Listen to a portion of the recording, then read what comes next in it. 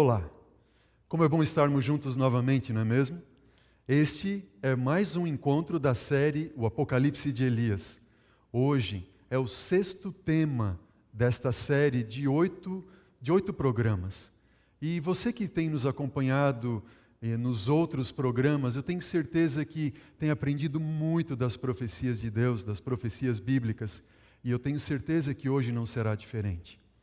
Nós estamos juntos para continuarmos nesse estudo profético que Deus tem mostrado para nós, para nos revelar a verdade e nos libertar do erro, do inimigo, da mentira que existe e que tem sido pregada.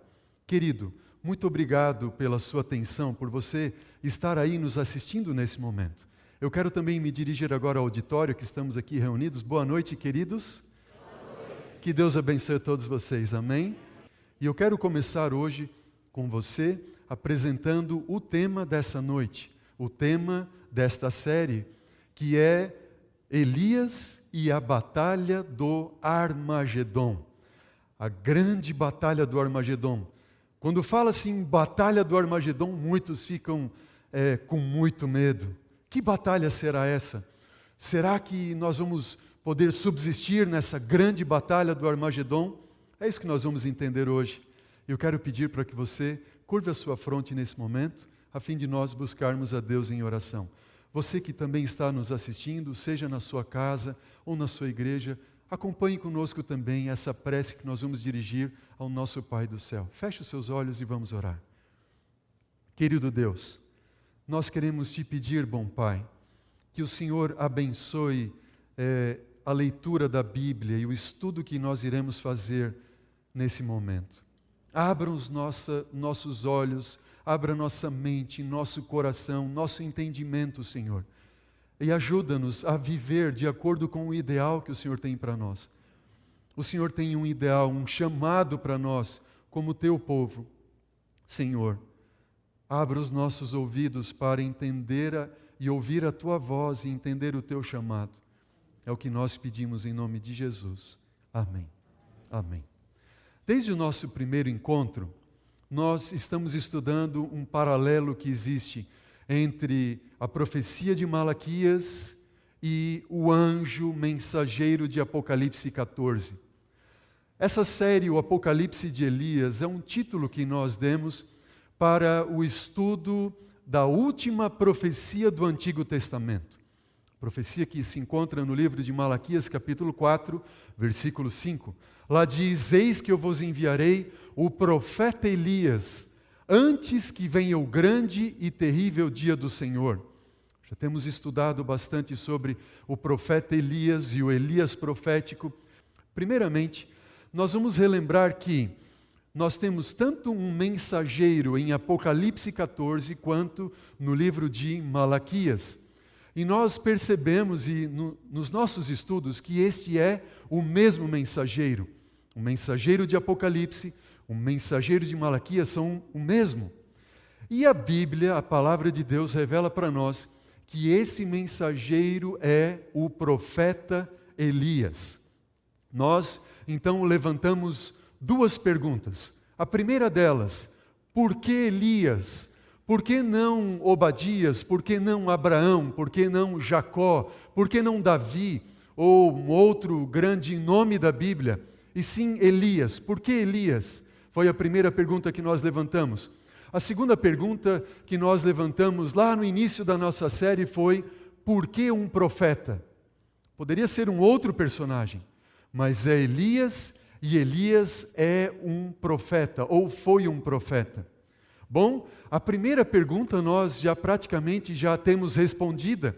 E se você acompanhar comigo, por que Elias, você já vai ver aqui esse grande diagrama profético que nós temos montado, estudado e visto a cada noite. E esse diagrama nos ajuda a responder por que Elias. Por quê? Porque existem eventos da vida e obra do profeta Elias que se cumpre em quem? No Elias profético. E nós vimos então que o profeta Elias, ele profetizou sobre um período de seca, por causa da apostasia, idolatria, que se deu com adoração de imagens, ídolos, que eles fizeram como Sol, Lua, estrelas, outros planetas. Este foi o terceiro estudo da nossa série. Nós vimos que o Elias profético, que ele é representado pela igreja pura, pela mulher pura de Apocalipse capítulo 12, ela também passa por um período de seca, quando muitos dentre os cristãos começaram a se desviar dos caminhos do Senhor e passaram a adorar no dia do sol, que é o primeiro dia da semana, o domingo, e passaram também a colocar dentro de templos, que eram templos pagãos, que passaram a ser templos cristãos, imagens de alguns ídolos, que passaram a ser imagens de personagens bíblicos, de apóstolos e assim por diante. E essa profecia se cumpriu no início do quarto século com o surgimento da igreja romana. Depois, o profeta Elias ele fugiu para um local deserto, a Bíblia diz para o ribeiro de Querite, e ele foi sustentado pelo Senhor naqueles 3 anos e meio de seca. E o Elias profético também não foi diferente. Ele passou 3 anos e meio, ou seja, 1260 dias, que para cada dia corresponde a 1 ano, onde foi guardado pelo Senhor, como diz a profecia de Apocalipse, capítulo 12, versículo 6. E o cumprimento dessa profecia se deu de 538 a 1798, com o domínio da igreja romana, as inquisições, cruzados e assim por diante. Elias depois retornou e restaurou o altar do Senhor que estava em ruínas. O Elias profético também retorna, e nós vimos no nosso estudo, em algum momento depois de 1798, para restaurar o altar do Senhor que também estava em ruínas. E a restauração do altar, como nós já estudamos, tinha que ver com a restauração de todas as coisas, de todas as verdades bíblicas, e a principal delas de que Deus é amor, conforme nós já estudamos. E o cumprimento dessa profecia e restauração do altar se deu em 1844, com o surgimento da Igreja Adventista do Sétimo Dia, ou seja, o Elias profético retornando e restaurando as verdades concernentes ao altar e ao santuário celestial, de que nós temos um santuário no céu, que Cristo é o nosso sumo sacerdote, que é o nosso mediador e intercessor no santuário celestial. Por último, no nosso último estudo, nós vimos que depois de Elias restaurar o altar do Senhor, o profeta, ele orou a Deus e desceu fogo do céu e consumiu a oferta e a lenha e as pedras e toda a água que eles haviam despejado em cima.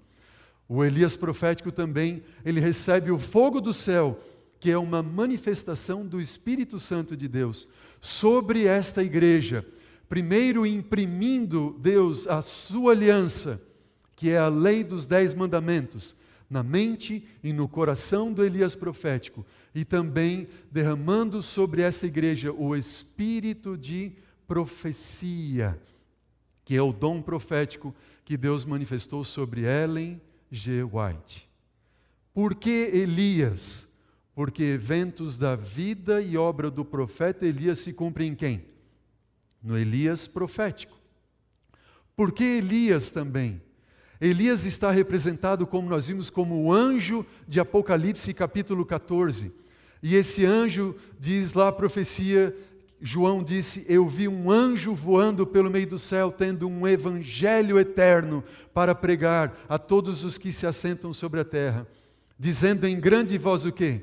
Temei a Deus e dai-lhe glória, pois vinda é a hora do seu juízo, e adorai aquele que fez os céus, a terra, o mar e a fonte das águas. Esse mensageiro apocalíptico, que é o profeta Elias, e nós estamos identificando como sendo a igreja de Deus, o povo de Deus dos últimos dias, esta profecia, ela se cumpre na igreja adventista do sétimo dia. Esta igreja é a única que cumpre todas as partes desta profecia. E sabe o que acontece? É por isso que o dragão está irado contra esta igreja. No livro de Apocalipse, capítulo 12, versículo 17, diz: irou-se o dragão contra a mulher, e foi guerrear, pelejar contra os restantes da sua descendência. Quem são eles? Aqueles que fazem o quê? Guardam os mandamentos de Deus e têm o testemunho de Jesus, que é o espírito da profecia. Por isso o inimigo está tão irado contra esta igreja. Bom, já respondemos essa pergunta. Por que Elias? Agora outra pergunta. Por que um profeta? Qual é o papel do profeta, de um profeta de Deus? Quando e por que Deus levantava um profeta? Em suma, queridos, Deus ele levantava um profeta quando o seu povo, de alguma forma, se desviava ou estava apostatando-se dos caminhos do Senhor. Então Deus levantava um profeta para fazer o quê? Para chamar o seu povo, que tinha se desviado dos seus caminhos, ao arrependimento. Deu para entender? Qual é o papel do profeta? O profeta é ser o porta-voz de Deus para chamar o seu povo que tinha se desviado dos seus caminhos ao arrependimento. Por que a igreja dos últimos dias, a mulher pura de Apocalipse, é apresentada como sendo também um profeta? Eu quero convidar você para abrir a Bíblia agora. Abra a palavra de Deus no livro do Apocalipse, capítulo 17. Você que está nos assistindo nesse momento, eu gostaria de convidar você também, na sua casa, onde você estiver, na igreja, abra a Bíblia, abra a palavra do Senhor e ouça de Deus, leia comigo as palavras de Deus, que são uma revelação dele para nós não sermos enganados. Vamos ver qual é o papel desse profeta Elias nos últimos dias. Apocalipse capítulo 17. Veja o que diz lá, versículo 1. Diz assim: Veio um dos 7 anjos que tem as 7 taças e falou comigo, dizendo: Vem, mostrar-te-ei o julgamento de quem? Diz para mim. Da grande meretriz, que se acha sentada onde? Sobre muitas águas. Guarde esta informação. A palavra de Deus está dizendo: venha, eu vou mostrar para vocês o julgamento da grande meretriz, que se acha sentada sobre muitas águas. Versículo 4.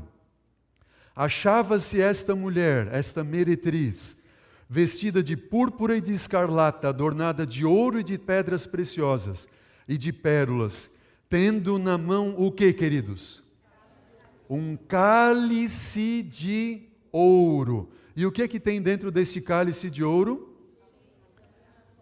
Ele está transbordante de abominações e com as imundícias da sua prostituição. Notem, uma mulher em profecia significa uma igreja. E aqui nós temos uma igreja riquíssima, vestida de púrpura, de escarlata, vestida de ouro, pedras preciosas. Que igreja é essa que levanta um cálice de ouro e que transborda de abominações, imundícia e prostituição? Esta é a visão que o Apocalipse está revelando para nós. No versículo 5, continuemos a leitura, diz assim: Na sua fronte desta igreja, desta mulher, achava-se escrito um nome mistério. Que nome é esse? Diz para mim. Este nome é Babilônia. Ela é a grande, ela é a mãe das meretrizes e das abominações da terra. O que a Bíblia está revelando para nós? Que esta igreja, esta grande meretriz, ela é Babilônia. Babilônia tem 2 significados. O primeiro deles, Babilônia significam obras de confusão. Agora, o segundo significado, talvez mais significativo na profecia, Babilônia vem de Babel, certo? Vocês lembram a história da Torre de Babel? Deus tinha mandado o dilúvio e Deus tinha prometido que nunca mais iria enviar o dilúvio sobre a terra. Só que o ser humano não acreditou na palavra de Deus e eles quiseram construir uma torre para que eles pudessem alcançar o céu e não perecerem. Babel e a Torre de Babilônia significa o esforço humano para tentar alcançar o quê? O céu. Esta igreja, ela apresenta como que o caminho para o céu ser alcançado é através do esforço humano, não pelos méritos de Cristo.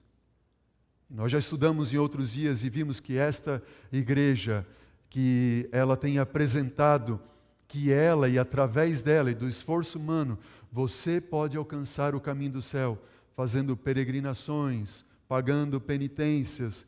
Isso é através do quê? Do esforço humano. Por isso ela é a grande Babilônia. Mas diz mais, a profecia diz que ela é a mãe. Ela é a mãe de outras meretrizes, ou seja, de outras mulheres que se prostituíram com ela. Existem outras igrejas que seguem aquilo que a mãe estabeleceu. Deu para entender? Só que o capítulo 18, vejam o que diz agora o capítulo 18, versículo 1. Diz assim: depois destas coisas, vi descer do céu outro anjo. E aqui nós temos o anjo, o mensageiro. E ele tinha grande autoridade, a terra se iluminou com a sua glória. E então ele exclamou com potente voz, dizendo o quê? Caiu, caiu, caiu a grande Babilônia, e se tornou morada de demônios e covil de toda espécie de espírito imundo e esconderijo de todo gênero de ave imunda e detestável. Pois todas as nações têm bebido do vinho do furor da sua prostituição, e com ela, com Babilônia, se prostituíram os reis da terra e também os mercadores da terra. Se enriqueceram à custa da sua luxúria. Versículo 4 e chave. Ouvi outra voz do céu dizendo o quê? Retirai-vos dela, povo meu, para não serdes cúmplices nos seus pecados e para não participardes dos seus flagelos ou das suas pragas. Vejam, queridos, o que é que a Bíblia está nos revelando aqui? Existe uma Babilônia. Ela é a mãe de outras meretrizes, de outras igrejas que seguem aquilo que a mãe estabeleceu. De uma forma ou de outra, seguem o que a mãe estabeleceu. Mas a profecia está dizendo que Deus irá derramar sobre Babilônia flagelos, pragas. Mas a profecia diz também que um anjo, um mensageiro, ele se torna o porta-voz de Deus. E como porta-voz de Deus, esse mensageiro diz o quê? Diz, sai dela, povo meu. Sai de onde? Sai de Babilônia. Isso significa o quê? Significa que Deus tem ou não tem um povo em Babilônia?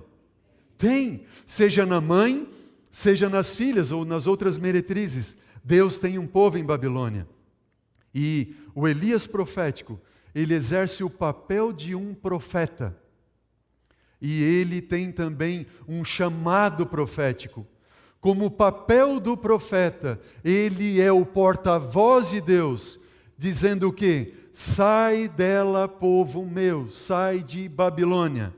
Sai do erro, sai do engano, sai da mentira, porque Deus está para derramar sobre Babilônia 7 flagelos, 7 pragas, diz Apocalipse capítulo 16. E aqueles que estiverem em Babilônia, o que vai acontecer com eles? Eles serão cúmplices do erro, da mentira, do engano de Babilônia. E eles, como cúmplices, eles vão sofrer as 7 pragas, os 7 flagelos que Deus enviará sobre Babilônia. Deus jamais queria que alguém sofresse flagelos em Babilônia. Por isso Deus usa o Elias profético para dizer o quê? Sai dela, povo meu, sai do engano, sai de Babilônia. Será que eu estou falando para alguém nesse momento que está nos assistindo e você tem ouvido a voz de Deus para sair de Babilônia? Você tem visto através dos estudos dessa série o quanto Deus tem revelado a você a verdade de um povo, a verdade de alguém que segue os mandamentos, que prega o evangelho da graça, que apresenta toda a verdade acerca de um intercessor no santuário celestial. Deus tem mostrado a você a verdade deste povo, desta igreja, e Deus está convidando você, através desse vídeo, através da minha pessoa aqui, agora, enquanto você assiste, para que eu seja um porta-voz de Deus, dizendo para você: sai, filho de Babilônia, sai, filho do erro, sai da mentira, vem para a verdade. Deus está enviando, logo enviará pragas sobre Babilônia, e Ele não quer que você sofra. Acredite nisso. Ouça a voz do Senhor Deus falando ao teu coração: saia de Babilônia, por Cristo.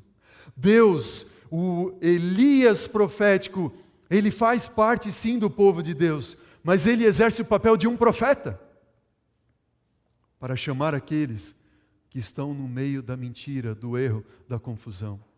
Nós temos no livro do Apocalipse 2 mulheres. A mulher de Apocalipse 12 e a mulher de Apocalipse 17. A mulher de Apocalipse 12 é uma mulher. Ela é uma mulher pura, vestida de sol, com a lua debaixo dos pés. Já estudamos isso em outro tema da nossa série. E a mulher de Apocalipse 17, ela é uma igreja que prostituiu a verdade da Bíblia. Ela, sendo usada pelo inimigo de Deus, um dos maiores artifícios do inimigo é torcer a palavra de Deus. É prostituir a verdade. Uma prostituta é alguém que adultera, ela adulterou a verdade. Ela pegou algo puro e misturou algo impuro ali dentro. Essas 2 mulheres representam 2 grupos, 2 igrejas. De um lado, Elias profético, do outro lado, Babilônia. Mas a profecia diz que ela é a grande, ela é a mãe. Ela é a mãe de quem? De outras igrejas que seguem aquilo que a mãe coloca. Não tudo, certamente, mas elas partiram da mãe. Ela é a mãe. E elas seguem o que a mãe impõe, especialmente um dia de guarda, que não é o dia do Senhor. As filhas seguem. De um lado você tem a verdade, do outro lado você tem a mentira. Qual vai ser a sua decisão? Sair ou não de Babilônia? A igreja adventista do 7º dia, ela cumpre o papel de Elias, por 3 motivos. O primeiro deles, por ser um movimento profético, que surgiu do cumprimento de uma profecia. A igreja adventista não veio porque um pastor quis fundar uma igreja, ou porque havia uma igreja e 2 pastores então discutiram e se dividiram, cada um foi fundar uma igreja. Não. Esta igreja surgiu do cumprimento de uma profecia. Nós já estudamos isso em outro programa da nossa série. E esta profecia de Daniel capítulo 8, versículo 14, a maior profecia de tempo da Bíblia. Até 2.300 tardes e manhãs o santuário seria purificado. Nós vimos isso. Segundo motivo, a igreja adventista cumpre o papel de Elias por apresentar uma mensagem profética, em um tempo também profético. E o terceiro motivo, por cumprir o papel de um profeta. Deu para entender? Esta igreja, ela cumpre o papel de um profeta. Ela é o Elias profético. Nós temos a incumbência de chamar o povo de Deus que está em Babilônia ao arrependimento. Esse é o nosso chamado. Mas já vimos ali o papel do profeta, chamar o povo de Deus ao arrependimento. Mas existe um segundo motivo. Deus colocou Elias e um profeta, também porque quando Deus chama um profeta, Deus dá algumas incumbências que são únicas e exclusivas do seu chamado profético. Como assim, pastor? É algo relacionado, queridos, à natureza do chamado profético. Eu vou colocar alguns exemplos aqui na tela para você entender o que significa a natureza do chamado profético. Primeiro, Isaías. A Isaías, Deus disse o seguinte: Isaías, você deve andar despido e descalço por 3 anos. Todos os profetas tinham que fazer isso? Alguém que fosse chamado por profeta tinha que andar despido e descalço? Não, quem tinha que fazer isso? Só Isaías, certo? O segundo, Ezequiel. A Ezequiel, Deus disse assim: Ezequiel, você vai se deitar 390 dias somente para o teu lado esquerdo, ok? E quando você se deitar 390 dias para o teu lado esquerdo, você vai representar o pecado, a iniquidade de Israel. E depois, querido, você vai deitar 40 dias para o teu lado direito, representando a iniquidade de Judá. Todos os profetas tinham que fazer isso? Quem era o único que tinha que fazer? Ezequiel. Um outro, Oséias. Esse aqui é muito singular, a natureza do chamado profético de Oséias. Deus chamou Oséias assim: Oséias, vem cá, meu filho. Ele disse: eis-me aqui, Senhor. E Deus olhou para ele e disse assim: Oséias, eu tenho um chamado para você. Você aceita o meu chamado profético? Ele disse: Senhor, se o Senhor me chama, amém, louvado seja o Senhor por isso. Então, Oséias, é o seguinte: você vai lá e vai tomar uma mulher de prostituição para ser a tua esposa. Ele disse assim: é isso mesmo que o Senhor deseja de mim? E Deus disse: é isso que eu quero de você. Oséias aceitou ou não aceitou o chamado profético? Aceitou. Mas essa era a natureza do chamado profético de quem? De Oséias, não de nenhum outro, único exclusivamente de Oséias. Lembram daquele profeta que foi profetizar contra o altar de Jeroboão? Deus tinha dito para ele o seguinte: filho, você vai profetizar contra o altar de Jeroboão, mas você vai por esse caminho e volta por onde? Volta por outro caminho. Por que ele não podia voltar por aquele? Tinha que ver com a natureza do chamado profético dele. Ele tinha que ir por esse e voltar por outro. E qual é a natureza do chamado profético de Elias na Bíblia? A natureza do chamado profético de Elias tem que ver com aquilo que nós estudamos de dar glórias a Deus. Não sei se você recorda, no segundo estudo da nossa série, nós mencionamos ali, nós vamos estudar isso um pouco mais adiante com mais detalhes. E o que significa dar glórias a Deus? Temer a Deus e dar-lhe glória. Lembram? Dar glórias a Deus tem que ver com o cuidado do quê? Do nosso corpo como templo do Espírito Santo de Deus. Olha o que diz lá em Coríntios, para nós relembrarmos. Primeira carta de Paulo aos Coríntios, capítulo 6, versículo 19 e 20. Diz assim: acaso não sabeis que o vosso o quê? O vosso corpo é o quê? É um santuário de quem? Do Espírito Santo, que está em vós, o qual tendes da parte de Deus, e que não sois de vós mesmos, porque fostes comprados por preço, foste comprado pelo sangue de Jesus. E diz o quê? Agora, pois, façam o quê? Glorifiquem a Deus com o vosso corpo. Deus está dizendo, aqueles que cuidam do seu corpo como sendo santuário para a habitação do Espírito Santo de Deus, estão fazendo o quê? Glorificando a Deus, não é isso? Quando o anjo mensageiro de Apocalipse Deus disse assim, temei a Deus e dai-lhe glória, está dizendo o quê? Que aquele anjo, ele cuida do seu corpo como sendo o quê? Templo do Espírito Santo. E fazendo assim, ele dá glórias a Deus. Lembra que nós temos 3 Elias na Bíblia? Quem são eles? O profeta Elias. Quem é o segundo Elias? João Batista. E o terceiro Elias é o Elias profético. Acerca de João Batista, olha o que diz a Bíblia, no livro de Lucas, capítulo 1, versículo 15. Diz assim, pois ele, João Batista, será grande diante do Senhor, e não beberá vinho nem bebida forte. E será cheio do quê? Não beber vinho ou bebida forte não tem que ver com o cuidado do corpo como templo do Espírito Santo? Isso significa o quê? Que cuidando do corpo, ele seria cheio do Espírito Santo. Em outro texto, no livro de Mateus, acerca de João Batista, diz também assim, usava João vestes de pelos de camelo, um cinto de couro e sua alimentação era de alfarrobas e mel silvestre. Ele tinha uma alimentação singular, ele tinha uma alimentação especial, porque ele cuidava do seu corpo para ser santuário do Espírito Santo. E João Batista pregou no espírito e virtude de quem? De Elias. E acerca do Elias profético e a reforma de saúde. Como nós vamos fazer a ligação? O que a Bíblia nos revela acerca do profeta Elias, do Elias profético e o cuidado do corpo e da saúde? Bom, a primeira indicação nós já temos acerca do próprio João Batista, como sendo o segundo Elias. Mas quando nós olhamos a história do profeta Elias, interessante, queridos, nós vemos que quando Deus chamou Elias para ele dar o recado a Acabe, ele olhou para Acabe e disse: não vai chover, senão segundo a minha palavra. E ele saiu do palácio. E Deus falou ao ouvido de Elias o quê?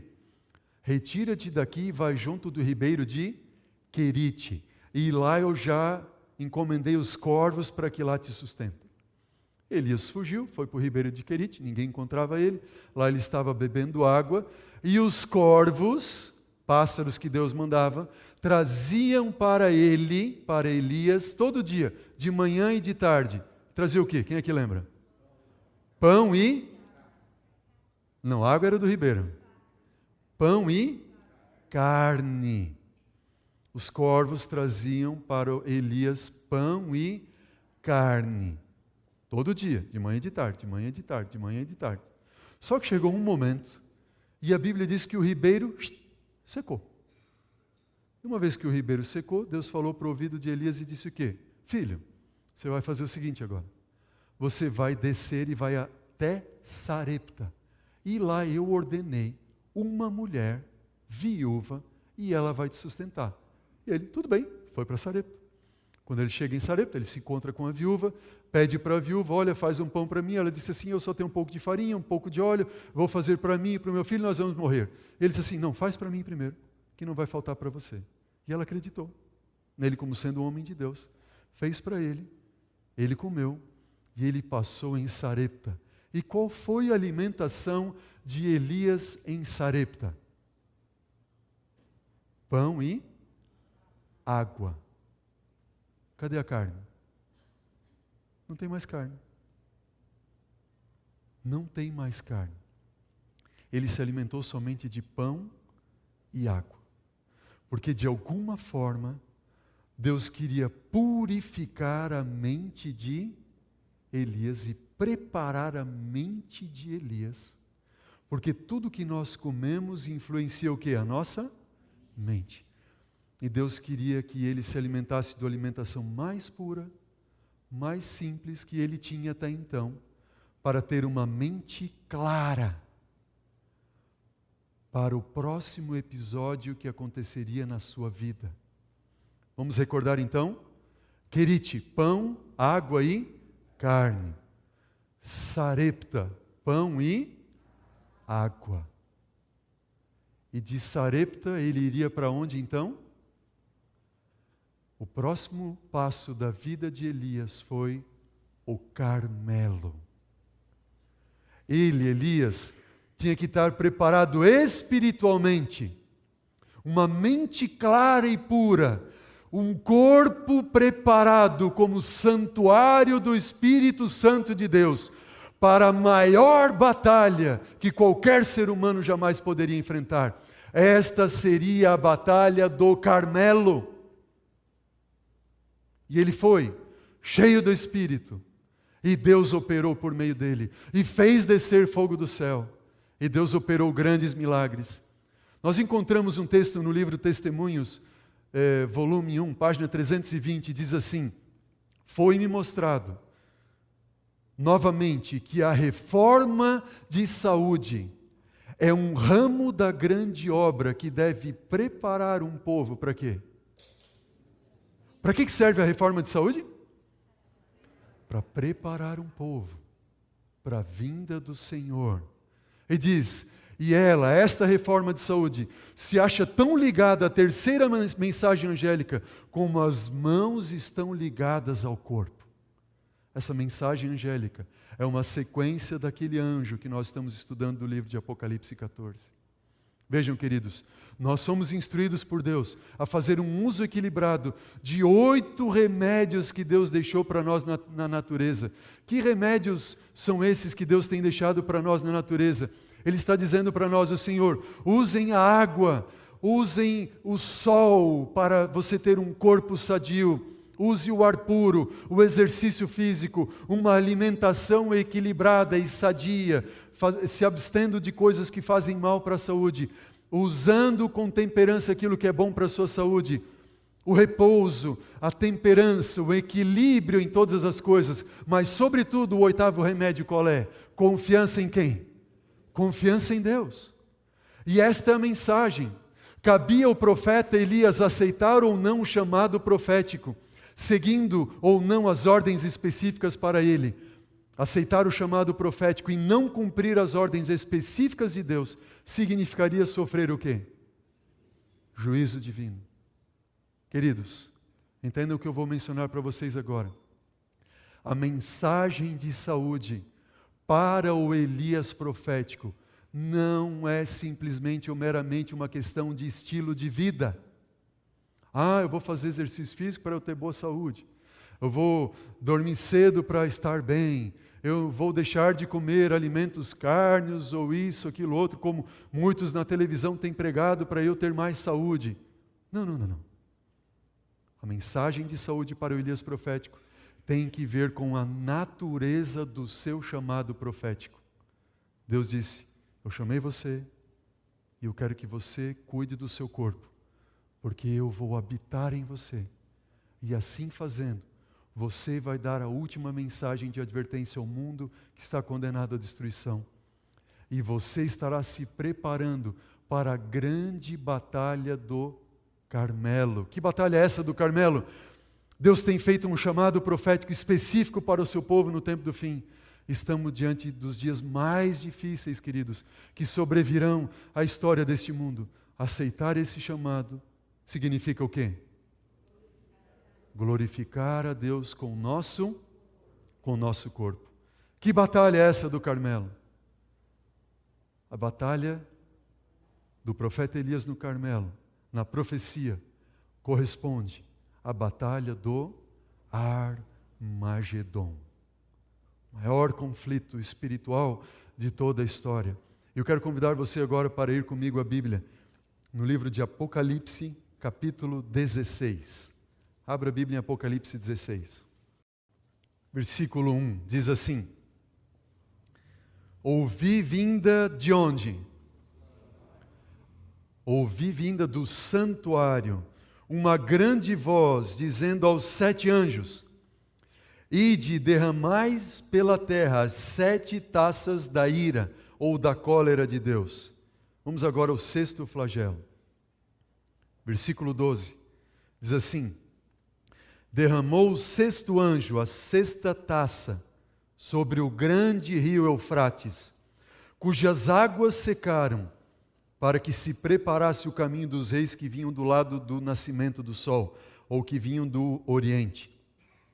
Então vi sair da boca do dragão e da boca da besta e da boca do falso profeta 3 espíritos imundos semelhantes a rãs, porque eles são espíritos de demônios e operadores de sinais, e se dirigem aos reis do mundo inteiro, a fim de ajuntá-los para a peleja do grande dia do Deus Todo-Poderoso.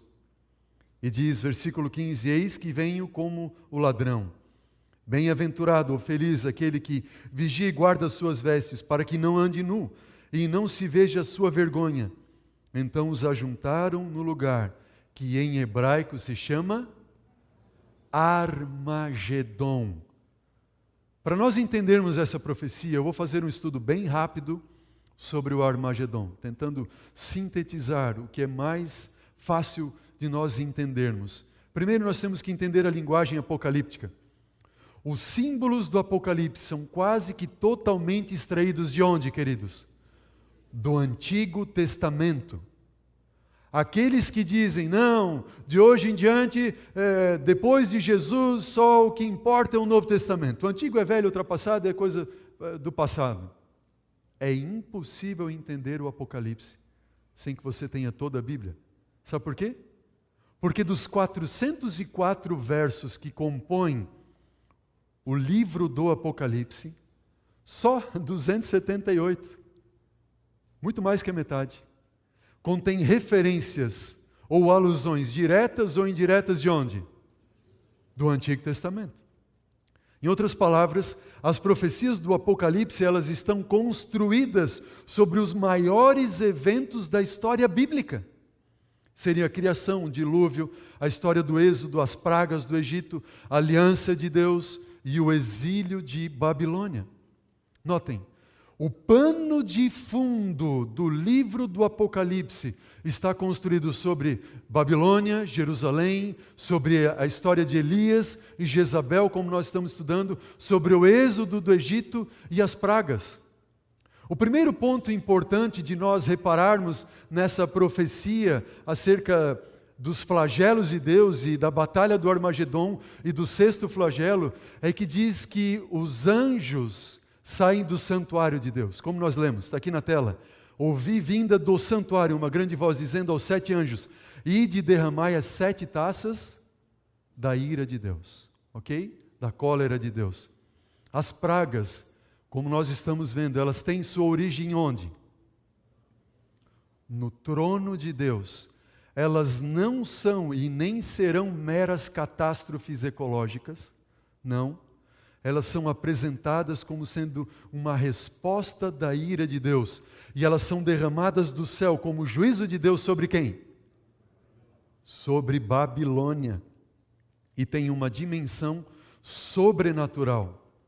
O segundo ponto que nós temos que ressaltar aqui é que diz que quando o anjo derramou a sexta praga, o rio Eufrates fez o quê? Secou o rio Eufrates. O que significa a seca do Eufrates?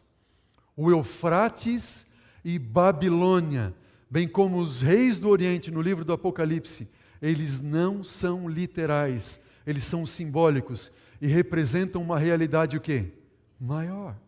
No entanto, quando aparece o Eufrates, aparece Babilônia e os reis do Oriente, nós vamos lá para a história de Babilônia, dos reis do Oriente e do rio Eufrates de Babilônia, para entender o que aconteceria numa dimensão maior e apocalíptica. Estão entendendo? Vejam, no Antigo Testamento, seca de águas representa a poderosa ação de Deus a favor do seu povo. Por exemplo, 2 exemplos. A seca do Mar Vermelho. Inimigos atrás, o povo de Israel ali secou o mar para libertar o seu povo. A seca do Rio Jordão, para eles atravessarem o rio e chegarem à terra prometida. Seca de águas a favor do seu povo. Apocalipse 16:12 diz: derramou o sexto anjo a sua taça sobre o grande rio Eufrates, cujas águas secaram, preparando o caminho dos reis que vinham de onde? Que vinham do lado do nascimento do sol. O que significa isso? A seca do Eufrates está construída sobre a história da vitória de Ciro sobre Babilônia. Quando ele, Ciro, fez o quê?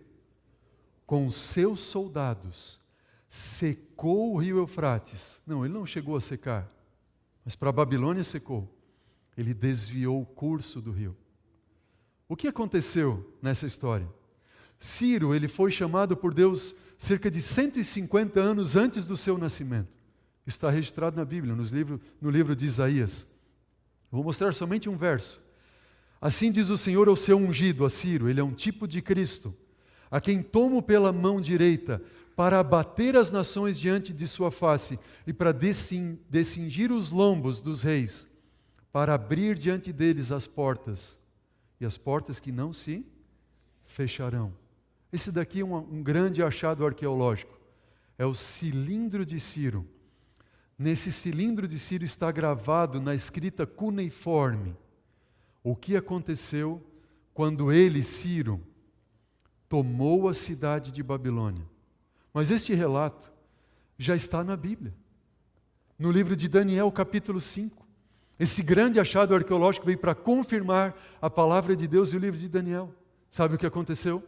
Um dia, Belsazar, até então rei de Babilônia, ele chamou 1000 dos seus servos, dos seus príncipes, para dar uma grande festa no palácio em Babilônia. Sabe o que eles fizeram? Belsazar mandou buscar os utensílios do templo. Aquele templo que era o templo do Senhor, que veio de Jerusalém, utensílios sagrados. E eles usaram aqueles utensílios para se embebedar, para fazer orgias e festas. E eles estavam zombando do Deus de Israel e dando glórias aos seus deuses, os deuses de Babilônia, deuses falsos que não existem. Mas sabe o que aconteceu?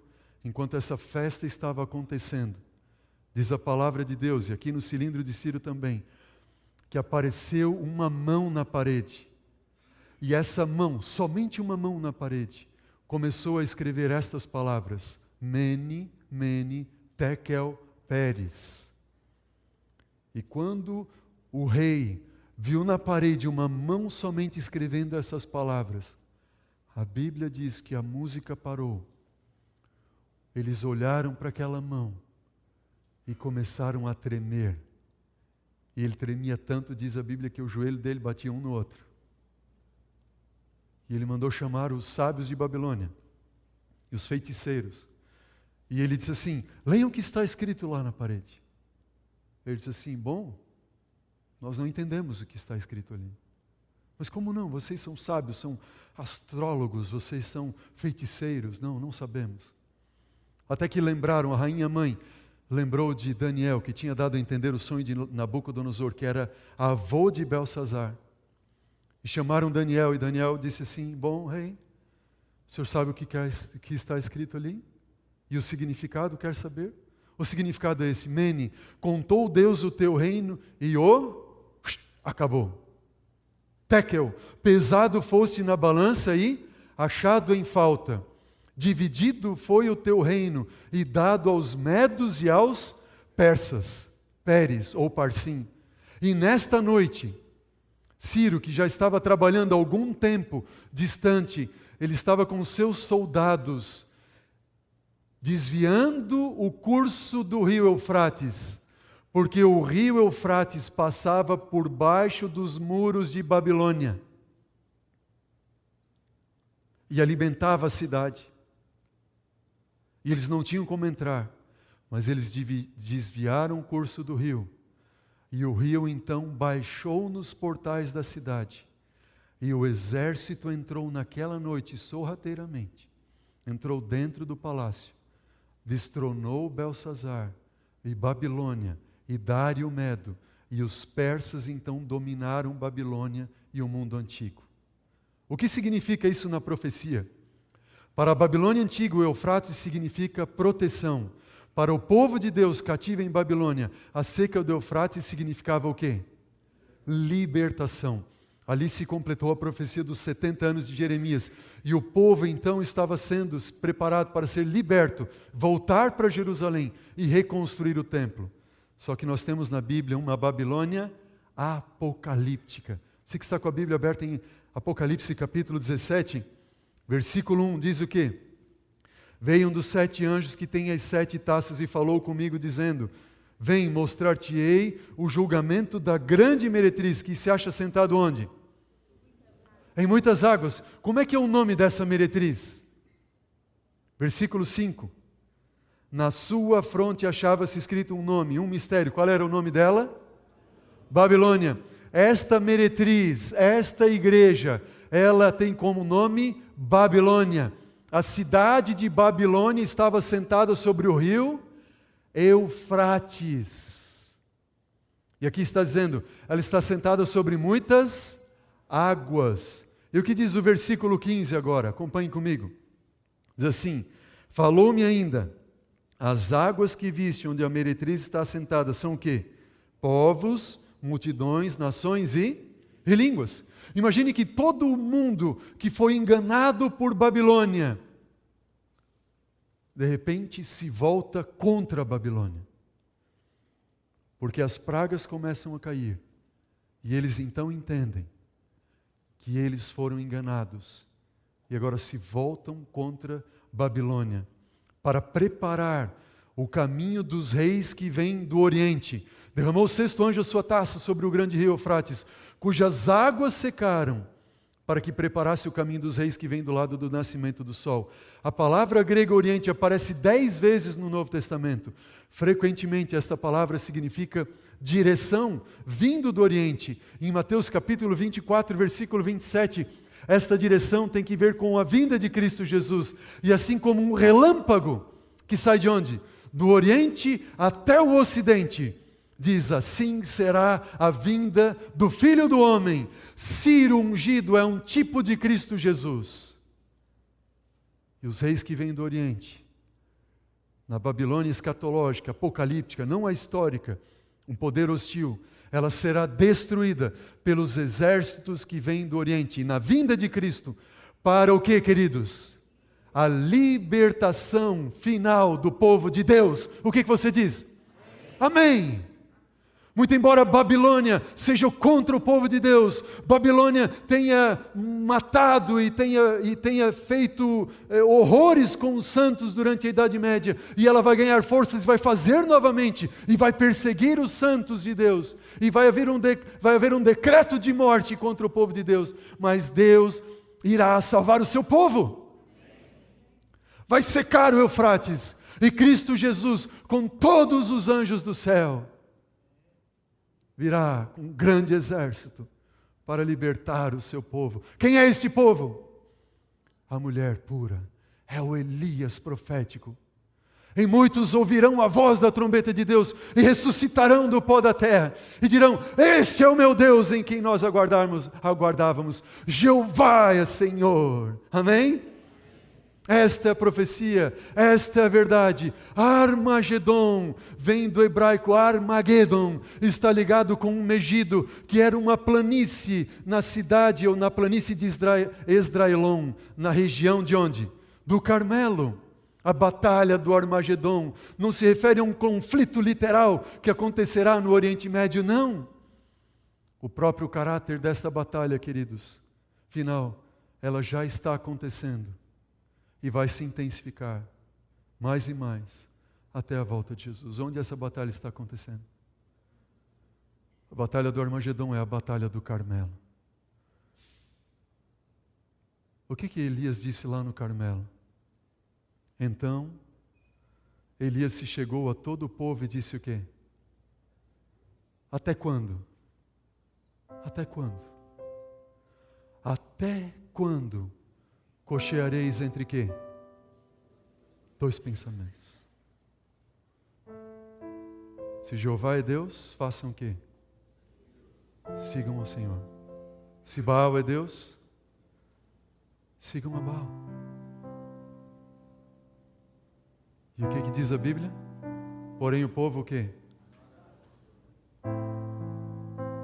Meu Deus. Elias clamando. Ei, povo, até quando?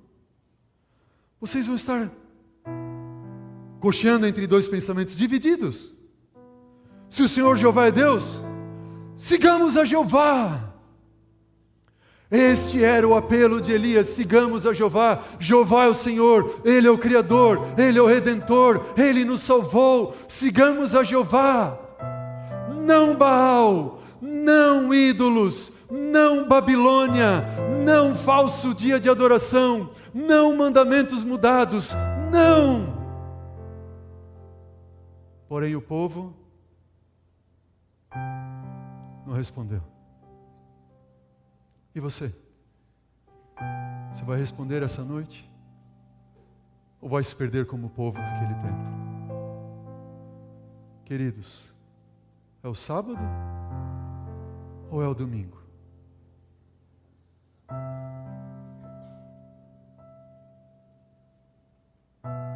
É a igreja verdadeira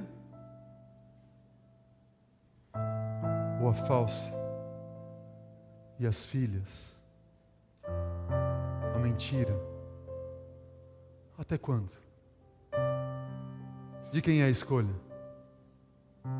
Você vai escolher entre quem? Entre Cristo ou Satanás? Você vai escolher entre a Bíblia ou a tradição? Vamos, responde para mim, entre a Bíblia ou a tradição? A Bíblia. E você que está me assistindo? Você vai escolher entre a Bíblia ou a tradição da sua igreja? Hã? Por Deus. Ouça a voz do Salvador e aceite a palavra do Senhor. Você vai escolher entre a lei de Deus ou as regras humanas?